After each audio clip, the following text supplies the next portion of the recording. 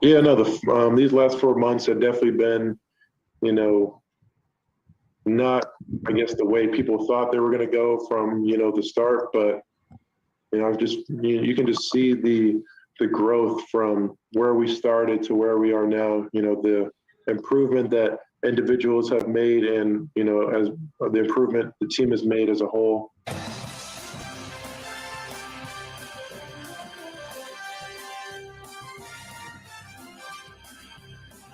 All right, welcome in. You hear this music. Dickinson with the slam. Michigan's dancing. It does tend to fire you up. Welcome in the eve of March Madness. The Maize and Blue Review Afternoon Live. We're here weekdays at 1 o'clock. We're part of Rivals.com. We'll talk about the latest in Michigan sports. And the NCAA tournament is going on, and it is the eve. And here to talk about it is the basketball beat writer from TMBR, and that's Daniel Dash, who you see on the screen, who joins us with the office buildings in the back. Daniel, what's going on? Nothing much. I'm doing well. Just kind of trying to get through one of the longest days of the year. All the anticipation for tomorrow and the rest of the weekend really makes this day feel really long. Filling out the bracket, really second guessing pretty much almost every pick. But that's the beauty of this time of year. Yeah, I got to stay away from the TV tonight because I know that for the next, 48 hours, I'll be watching 48 hours of basketball over 4 days, which is a lot, but I accept the challenge. And as far as continuous days in the sports calendar annually, college football over Labor Day is coming around. I like the Stanley Cup playoffs. I like the rest of them, but for 4 days, and I like golf majors as well. But for my money, the first 4 days, it always brings it. You're always we know what we're going to get. And one of the sessions might not be like, oh my God, but there will be one over these next Thursday and Friday. Over those 48 hours, we'll have it. So it always brings it, which is great. This is when the magic happens. You get the budding Cinderella stories this weekend. You get buzzer beaters. You get double-digit seeds taking down some of the best teams in the country. And there's nothing not to love. Well, let's get to the big news right off the jump here. There was some talk about it last night, but it has been confirmed now this morning. DeVante Jones, Michigan's point guard, is going to be out for the Colorado State game tomorrow. Not going to be available. Concussion. Guess he caught a bow or caught something in practice. How big of a deal? Where's your freak out level? You're talking to a Michigan basketball fan who's totally freaking out. Where's your freak out level? 1, you're not freaking out at all. 10, you're freaking out. No, it's a realistic concern. I'd put it somewhere between a 6 and an 8. DeVante Jones over these past few weeks, really even month and a half, he's really emerged as Michigan's second best player behind Dickinson. If you look at his numbers in November and December versus his numbers in February and March, it's really two totally different players. I think since that mid-February mark, he's been putting up senior Xavier Simpson caliber numbers. He's right up there with the points total. He rebounds, he dishes well. And I think where you've seen him make the biggest stride is in the pick and roll game. At the beginning of the season, he just didn't look comfortable handling ball pressure. Since then, he's been carving up defenses. You look at Michigan's offense over the past 3 or 4 weeks, even without Dickinson against Ohio State, I thought DeVante Jones did a really good job keeping the offense grounded in the pick and roll. He and DeVante down the stretch really took over that game and dominated. I think DeVante Jones has gotten significantly better at reading defenses. I think that he's gotten, he's still not a plus defender, but I think he's starting to hold his own at the defensive end of the floor. You see the really long wingspan, that helps. Obviously, Frankie Collins is a much better athlete, but I think DeVante Jones brings experience that really is invaluable at this time of year. He's never played in the NCAA tournament before, but just being in your 4th year of college basketball, you've been around the block, you know things that you can't really teach, things that you have to live through, and I think Michigan's going to miss that this weekend. Yeah, well, I'm with you on that. I would put my freak out level pretty high, but there's a couple things. One, you think about if it wasn't for DeVante Jones, they probably wouldn't be in the NCAA tournament with the way, that 21 points and I think 9 assists that he had against Ohio State. He was great in that game. He played like a superstar, and he has been Michigan's second best player for a while now. That's huge. But there is something in sports, Daniel, where, and I've seen it play out so many times, and this is where you're hoping, if you're a Michigan fan, it goes like this. You can make up for an outstanding player for one game, but once you start getting into, and this is basketball and really any sport, you can make up for a player in the short term in one game, but over the long haul is where it's hurt you. And there's a chance that he could come back. And the one time that it really looked bad for Michigan was when they were hosting Michigan State here late in the year, and Jones picked up 2 quick fouls, and they had to go to Frankie Collins, and Frankie Collins was awesome in that first half, something that you wouldn't have predicted or thought. You certainly wouldn't have if you're Phil Martelli thinking, hey, let's just get Frankie out there and let him go. So there's a chance that Frankie Collins might be able to direct this ship here. Yeah, and I think that there's a storyline there. A team's senior leader goes down a couple days before the NCAA tournament, and a freshman is sort of thrust into a starting role. And I think Frankie Collins has what it takes. I mean, there are a few guards in the country with his type of athleticism. I think he's gotten a lot better at reading defense as the season has gone on, and you see the growth game to game. There's certainly highs and lows, really high highs and really low lows. I think back to that finish he had against Ohio State, or against Indiana, that is, on the first round of the Big Ten tournament, where he was, spinning out of control and went for a scoop layup and finished it with his inside hand underneath a challenging big man. I mean, that's the kind of pure athleticism that can help win games. It's just about reining it in and controlling it and, really maximizing it within Michigan's greater system. I think with a guy like Frankie, that's probably not going to come full circle and really round into form until his sophomore year. But I think that there's promise for what he can bring to the table in March. I think he's a great passer with great vision. He loves to get out and transition, run the fast break, and that's where I think Michigan's at their best. And I really think that, if you're Michigan, losing DeVante Jones hurts a lot, but it would hurt a whole lot more if Frankie Collins wasn't winning on that bench. Yeah, as odds makers had put it, they had Michigan as a 1.5, 2-point favorite heading into this game. I saw the news; it was a half hour. Maybe they hadn't made the adjustment. Maybe people, hadn't jumped on it, thinking that's going to be a lot of value. But maybe it's just a half point or a point. I felt like before I looked at the line or anything that Michigan had a pretty good chance to win this game, and I put it at 60-40. Now with this news, I never like to go 50-50. I still give Michigan just a slight advantage. If they were playing Tennessee, if they had to play Tennessee, I would give Michigan, I don't know, whether they're 40% chance, 35% chance. If they had to go, no matter what happens in this game against Colorado State, if they had to play the Vols without DeVante Jones, I think that would drop down where, there would be more of a long shot, like give them like a 25%. What do you think of those numbers? I still like Michigan against Colorado State. Obviously veteran guard play helps, but I think Michigan's going to win this game in the interior. Colorado State does not have a starter taller than 6'9". This is a game where Hunter Dickinson can dominate. This is a game where Moussa Diabate's athleticism around the rim and just, raw tools can make a major difference. And I think that even with Frankie Collins in the starting lineup, that you're still going to get a steadying hand in Eli Brooks. You can hope Caleb Houston knocks down a 3 or 2. And I think just playing through Dickinson is going to open so many doors. If they bring double teams, which I expect Colorado State will, I think Dickinson can make a really big difference kicking out as a passer. He's gotten really good at taking 2 or 3 retreat dribbles and then finding guys on skip passes. But I think either way, Dickinson is going to be the difference maker. I think Michigan needs him fully healthy. I think that, leaving that stomach ailment in the past was really big. I thought he looked pretty good in the first half against Indiana in the Big Ten tournament. And, he kind of went away in the second half. I think Michigan went away from getting him the ball, which was pretty puzzling. But I think that against Colorado State and a team that really lacks height, that needs to be Michigan's bread and butter. And I think Tennessee without DeVante Jones is as close to a death sentence as it gets. I think Tennessee has a legit chance to be a Final Four team. They're playing great basketball. Love Kennedy Chandler. Love the supporting cast. And it'd be an entertaining game against Michigan. I don't really see a way Michigan pulls that out without DeVante Jones. I'd put it at close to 15 to 20%.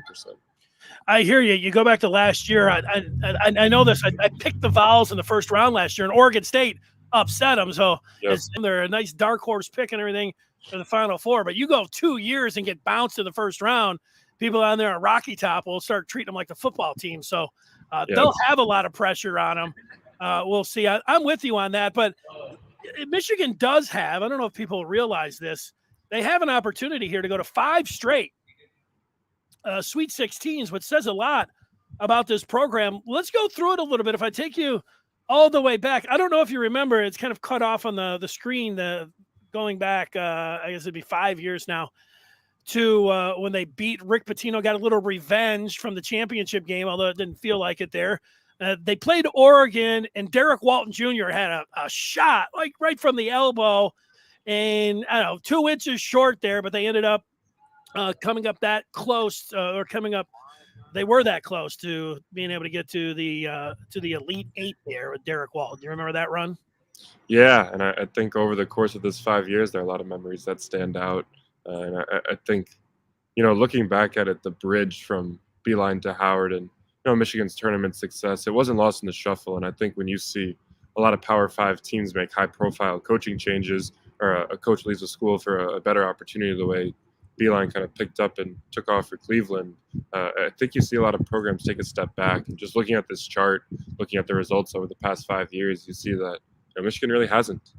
This regular season, obviously they didn't live up to expectations, but I think that there's a chance to, really leave a lasting positive impression of this team if they can put something together here over the next 2 or 3 weeks. Yeah, and you were just a youngster when Michigan made that run against Villanova, but I'll pick your brain on it anyway. Sister Jean in the Final Four. Houston, that was a game on St. Patrick's Day. That was the most miserable game I've ever watched to the last second. And the guy, I sat in a bar. Jordan Poole. And nobody made a sound, Daniel, for the entire, 39 and a half minutes. Everybody just sat there. It was solemn, looking down. And then, it touched off, obviously, a huge celebration. What do you remember about the run to the championship game just in 2018? Yeah, so I was a senior in high school. And I actually found out during that March Madness run that I'd be going to Michigan. I got in December, but I didn't make the decision until the spring. So I remember actually hosting all of my friends at my house for the Villanova National Championship game, and pretty much watching the whole second half with my my head in my hands, and my kind of, I don't know. I remember a lot of Dante DiVincenzo on that night. I remember a heck of a first half from Mo Wagner. But I think you look at some of the memories from that year, and, the Sister Jean win was pretty cool in the Final Four. About as friendly of a Final Four drawing as you can get in a tournament like that. That was the first of back-to-back years where they played Montana in the first round too. And then obviously the next year was the year when they couldn't hit a 3 against Texas Tech eventually in Anaheim. But I remember a lot of good things about the 2018 team, and really the lasting impression of Mo Wagner and kind of the heroics there. Yeah, that Texas Tech loss, they were dry from downtown, and that thing was over quickly. There was no taking it down to the last second. Yep. Unlike last year, where Michigan was a number 1 seed, and I look at this in Florida State. What I remember, Brandon Johns Jr. came in. He played a hell of a game. Yes. And that's why in the offseason, there was a lot of people that were enthusiastic about Johns Jr. Players, when they get to their final year, they take that step up and all that. That didn't really materialize for them. But, the UCLA game, they had, I think, 3 shots with 12 seconds. And 2 of them were really good. Actually, all 3 were pretty decent shots. 2 of them were excellent shots. The Wagner one, he was wide open. If you asked him to pick a spot on the floor that he'd want to shoot a 3 to go to the Final Four, he would pick that spot that he shot the left from wing short. Yeah, and I think that was kind of the game it was for Michigan. A lot of struggles from Dickinson on the interior. Michigan missed a lot of point-blank shots in that game. They missed a lot of open threes. And the worst part for them is that they played really good defense against a red-hot UCLA team. They held them to 51 points. UCLA naturally plays a slower brand of basketball, and last year in the tournament they did. But to only put up 49 points in an Elite Eight game, that's kind of one where you just throw your hands in the air when you keep missing shots from 3 or 4 feet away, or you keep missing threes that you make in your sleep. And I think it was one of those nights for Michigan. And I think that the supporting cast that's back from last year's team, I think that they want to come out and avenge that loss in this year's tournament. All right, Daniel Dash, the Maize and Blue Review beat writer for basketball. You see his Twitter handle there on the screen. I got two quick things for you. One of them is going to be your Final Four pick, so you might want to start thinking about those in your head. The other one, I saw this. You're probably familiar with it, but I saw it making its rounds online last night, and this has to do with the Maize Rage. They have a petition here. They're trying to expand the Maize Rage into the lower bowl, which would displace a lot of what people call the old blues. I think like the people that like to sit down low, but are not students and don't make as much noise as the students. Daniel, the chances of this happening. Do you think it should happen? What are the challenges here more than being able to get to the proper amount of this year? What do you think? I can tell you with certainty that it's made its way to the administration at some level. It has some legs. There are a lot of player advocates that are pushing for this. Frankly, it just comes down to fan prioritization. Do they want the students to have the entire lower bowl to themselves? Is it important to keep boosters, alumni, donors on that half the lower bowl opposite the bench? If you've been to a game at Breslin, it's really easy to see the impact of a full student lower bowl. I think the Izzone does a really good job changing games and really making Breslin a strong home court advantage. And you don't feel that at Chrysler. Even for the biggest games of the year, I don't think you feel that at Chrysler. I think the students do a pretty good job behind the benches, and then the student section runs up behind the backboard on the right side of Chrysler.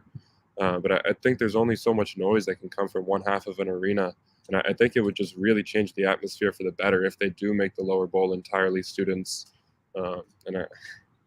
That's not to say Chrysler isn't a home court advantage, but I don't think it's the hostile environment that you see at Mackey, that you see at Breslin, that you see at the State Farm Center in Champaign. And I think that if they could change that for the better, it could make a pretty big difference.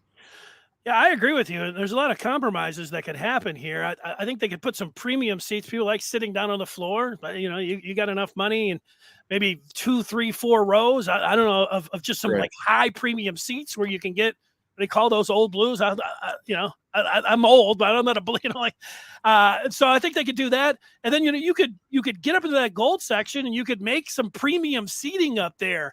Make those seats nicer. Get them leather. Give yourself a table. Put some TVs up there for the people that like going to the games and just kicking back. You still have the atmosphere. You're still able to get in and out really quick. So, there is something to make something to be done there. If you want it noisier and a better atmosphere, you make this happen. So I'm with you on that. We get to the Final Four here. I got some long shots. I got Gonzaga like everybody, but you mentioned UCLA, and I got 2 Big Ten teams. I didn't learn my lesson last year. And, there you are, 3, 4 seeds, which people will laugh at, but we'll see who makes the last laugh. Daniel, what teams are you thinking of? 4 of them. So we both have Gonzaga and Illinois. I really, really like Illinois. I think they're well rested after an early Big Ten tournament exit. I think they're hungry after an early Big Ten tournament exit. Kofi Cockburn is going to be a nightmare for the rest of America. I think Alfonso Plummer and Trent Frazier are 2 of the best 3-point shooting guards. I think Frazier in particular is one of the best 2-way guards in the country. Andre Curbelo is that kind of exciting spark that can come off the bench in March. I think Coleman Hawkins has come a long way. I like the Illini a lot. They were in pretty heavy consideration to be my champion. Ultimately, I have them losing to Gonzaga in the title game. And my other 2 teams, I think it's funny. There are 2 teams in the Big Ten with elite offenses and no defense. One is Iowa, the other is Purdue. You've got one in your Final Four. I have the other in my Final Four.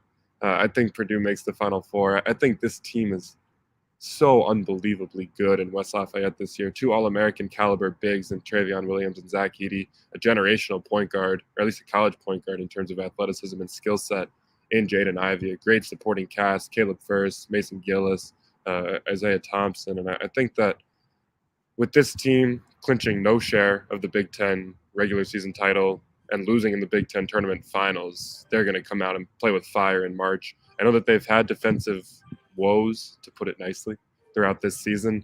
But I think that in March, it's mostly about effort and clamping down. And I think this team is going to be able to get stops when it needs it, mostly because Edey has a 7'4" rim protector. If he could stay out of foul trouble, will make a really big difference against non-Big Ten teams. And then my last team in the Final Four is Auburn. I love the front court of Jabari Smith and Walker Kessler. I think, Kessler being an all-SEC first-teamer, defensive player of the year, I think that's the kind of rim protection and paint presence that makes a big difference in March. You could see with all four of my teams, I put a lot of value on bigs. I have, Zach Edey, Travion Williams, Jabari Smith, Kofi Coburn, Walker Kessler, Chet Holmgren. These guys are all in my Final Four, and I think in March it's going to make a pretty big difference. But I also really like Bruce Pearl, and I think he's come a long way as a coach.